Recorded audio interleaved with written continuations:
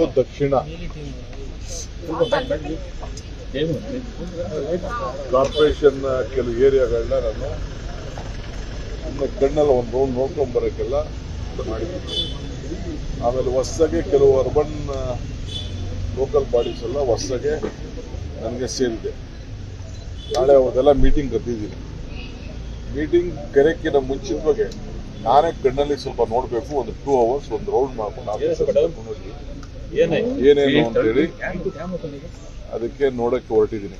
ಎರಡನೇದು, ಕೆಲವು ಏರಿಯಾಸ್ನ ಆ್ಯಡ್ ಮಾಡೋಂಥ ಸಂದರ್ಭ ಕೂಡ ಇದೆ ಮುಂದಕ್ಕೆ. ಅದಕ್ಕೆ ಈಗೇನು ಮೊದಲು BS ಪಾಟೀಲ್ ಅವರ ಕಂಪ್ನಿ ಇತ್ತು, ಅವ್ರಿಗೆ ನಾನು ಮತ್ತೆ ಬೆಂಗಳೂರಿಗೆ ಯಾವುದಾದ್ರು GBಗೆ ಆ್ಯಡ್ ಮಾಡಬೇಕಂತಾರೆ ಎಲ್ಲೆಲ್ಲಿ ಮುಂದಕ್ಕೆ ಅಂತೇಳಿ ಅದಕ್ಕೆ ಒಂದು ರಿಪೋರ್ಟ್ ರೆಡಿ ಮಾಡಿ ಅಂತ ಕೂಡ ನಾನು ಹೇಳಿದ್ದೀನಿ.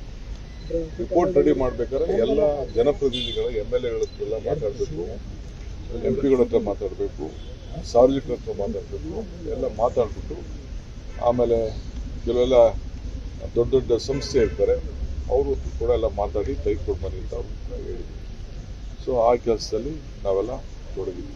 Sir, even electronic city bumps under also in Gram Panchayat.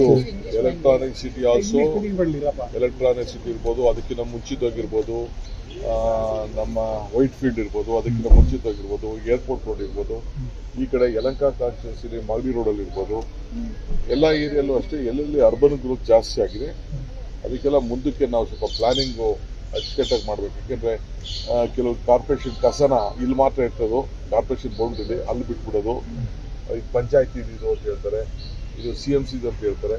So ಅದಕ್ಕೆಲ್ಲ ಅಕೌಂಟಬಿಲಿಟಿ ಫಿಕ್ಸ್ ಮಾಡಬೇಕು. ಯಾಕೆಂದರೆ ಕ್ಲೀನ್ ಮಾಡ್ಬೇಕಾದ್ರೆ ಎಲ್ಲ ಒಟ್ಟಿಗೆ ಜವಾಬ್ದಾರಿ ಕೊಡಬೇಕು. ಅದಕ್ಕೆ ಆಫೀಸರ್ಸ್ ಸ್ವಲ್ಪ ಅಕೌಂಟಬಿಲಿಟಿ, ಯಾಕೆಂದರೆ ಮ್ಯಾಪಲ್ಲಿ ಮಾಡೋದಕ್ಕಿಂತ ನನ್ನ ಕಣ್ಣಲ್ಲಿ ಒಂದ್ಸಲಿ ನೋಡೋಣ ಅಂತ ಬೋರ್ಡ್ಗಳನ್ನ ಅಂತೇಳಿ ಕೆಲವು ಕಾರ್ಪೊರೇಷನ್ ಮಾಡಬೇಕಾದ್ರೆ ಬೋರ್ಡ್ಗಳನ್ನು ಅದೇನಾದ್ರು ಸರ್ಟಿಫಿಕೇಟ್ ಮಾಡೋದಾದ್ರು ಹೀಗೆ ನಾವು ಮಾಡಬೇಕಾಗ್ತದೆ ಎಲೆಕ್ಷನ್ ಮುಂಚಿತವಾಗಿ. ಅದಕ್ಕೆ ಅದನ್ನೆಲ್ಲ ಸೆಪರೇಟ್ ಮಾಡೋಣ ಅಂತ ಫೀಲ್ಡ್ ವಿಸಿಟ್.